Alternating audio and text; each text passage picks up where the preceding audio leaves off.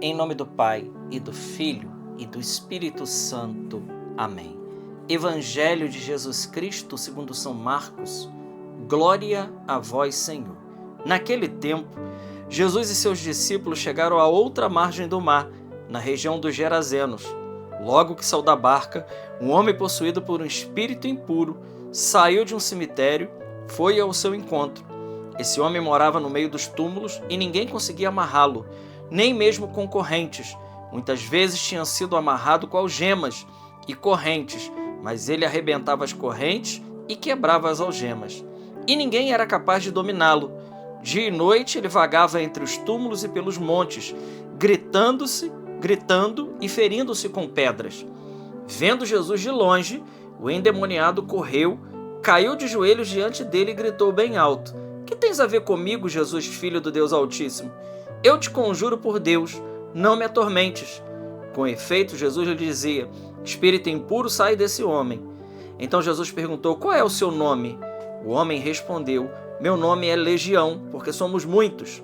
E pedia com insistência para que Jesus não o expulsasse da região. Havia aí perto uma grande manada de porcos, pastando na montanha. O espírito impuro suplicou então: "Manda-nos para os porcos, para que entremos neles." Jesus permitiu. Os espíritos impuros saíram do homem e entraram nos porcos. E toda a manada, mais ou menos uns 2.000 porcos, atirou-se monte abaixo para dentro do mar, onde se afogou. Os homens que guardavam os porcos saíram correndo e espalharam a notícia na cidade e nos campos. E as pessoas foram ver o que havia acontecido. Elas foram até Jesus e viram o endemoniado sentado, vestido e no seu perfeito juízo, aquele mesmo que antes estava possuído por legião, e ficaram com medo. Os que tinham presenciado o fato explicaram-lhes o que havia acontecido com o endemoniado e com os porcos. Então começaram a pedir que Jesus fosse embora da região deles. Enquanto Jesus entrava de novo na barca, o homem que tinha sido endemoniado pediu-lhe que o deixasse ficar com ele. Jesus, porém, não permitiu. Entretanto, lhes disse: "Vai para casa, para junto dos teus, e anuncia-lhes tudo o que o Senhor, em sua misericórdia, fez por ti." E o homem foi embora e começou a pregar na Decápole tudo o que Jesus tinha feito por ele, e todos ficavam admirados. Palavra da salvação. Glória a vós, Senhor. Meus irmãos, neste dia 3 de fevereiro, hoje a igreja celebra a memória de São Brás, bispo, né?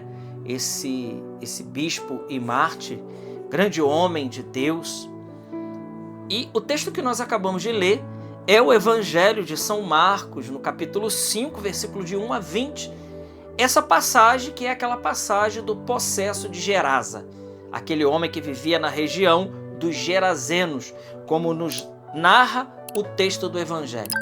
Esse texto é importante porque esse texto não deixa margem para uma dúvida de que se isso aqui é ou não uma ação do demônio.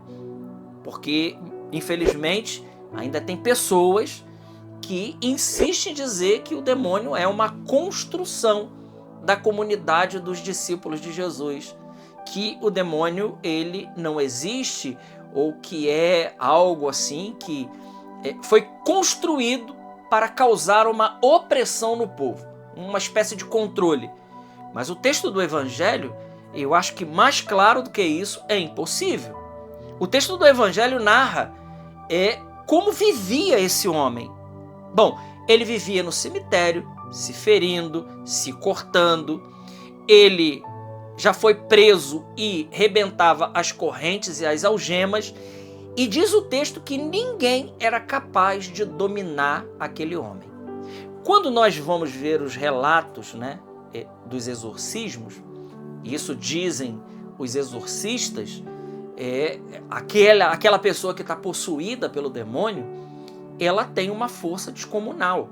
De fato, uma força que humanamente, fisicamente, as pessoas não conseguem agir ali.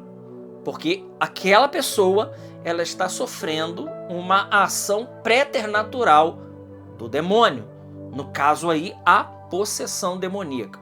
que é o último estágio, nós poderíamos dizer assim, da ação extraordinária do inimigo na vida de uma pessoa.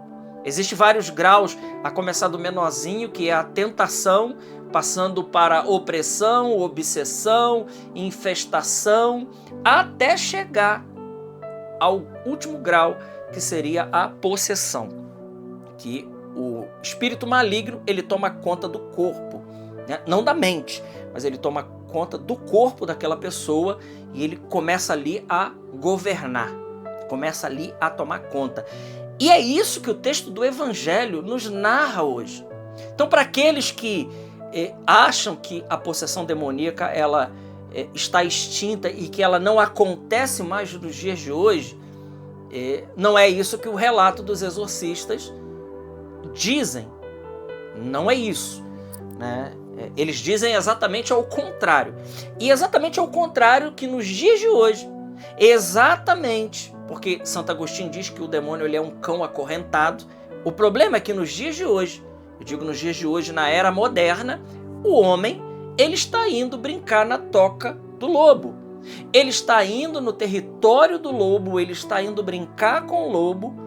Esse lobo que está com um poder limitado por Deus, ele tem um poder, mas um poder limitado por Deus, o ser humano está se ferindo.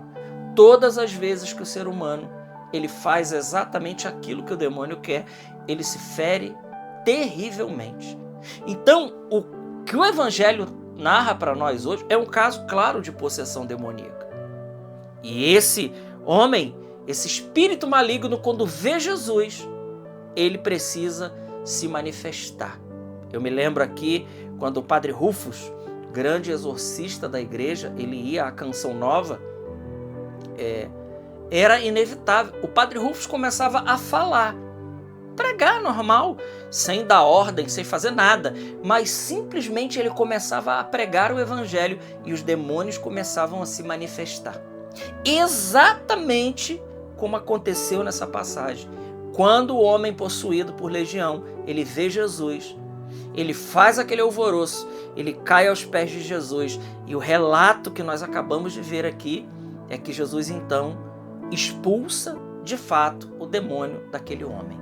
Aquele homem que estava possuído por legião. E quando as pessoas veem então o acontecido, elas ficam abismadas. Nossa, como assim?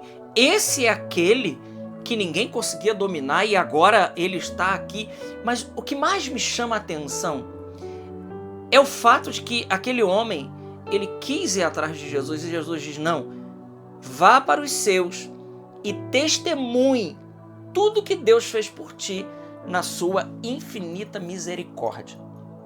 E diz o texto, encerra o texto do Evangelho, que aquele homem, ele começou a anunciar a Jesus. Ele começou a pregar o Evangelho. Imagina isso. Um homem que era possuído por legião. Como diz aqui, porque eram muitos demônios. Diz o texto, em outra passagem, que Maria Madalena tinha sido tirado dela 7 demônios. Aqui eram muitos, era uma legião. E esse homem, ele se coloca então agora a anunciar a nosso Senhor Jesus Cristo. E com certeza o texto do Evangelho diz que todos ficavam admirados e muitas conversões aconteciam. E aqui eu me lembro da palavra de São João, que diz, aqueles que o Filho libertar, verdadeiramente livres serão. Meus irmãos, a verdadeira libertação é Jesus que pode fazer. É Jesus que pode operar. Somente Ele pode operar na nossa vida. Talvez o seu caso não seja o caso, né? Ou talvez você não veja casos como esse caso do Evangelho. Mas existem outros níveis de ação demoníaca na nossa vida, a começar do mais comum e do ordinário, que é a tentação. E São Tiago vai dizer, né?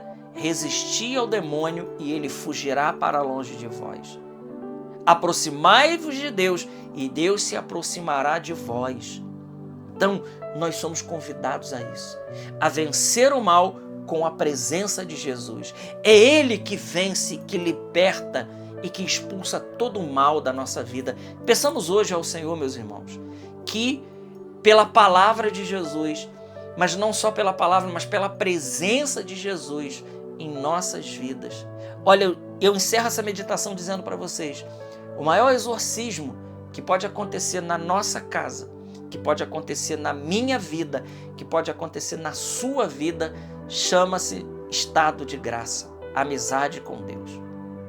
Se nós estamos em amizade com Deus, se nós estamos em estado de graça, se nós temos uma vida de oração e uma vida sacramental, nada poderá nos vencer. Inimigo algum poderá nos vencer se nós estivermos em amizade com Deus, e aí Ele será tudo em cada um de nós e vencerá todas as batalhas que se levantam contra as nossas vidas. Glória ao Pai, ao Filho e ao Espírito Santo, como era no princípio, agora e sempre. Amém. Salve Maria Imaculada.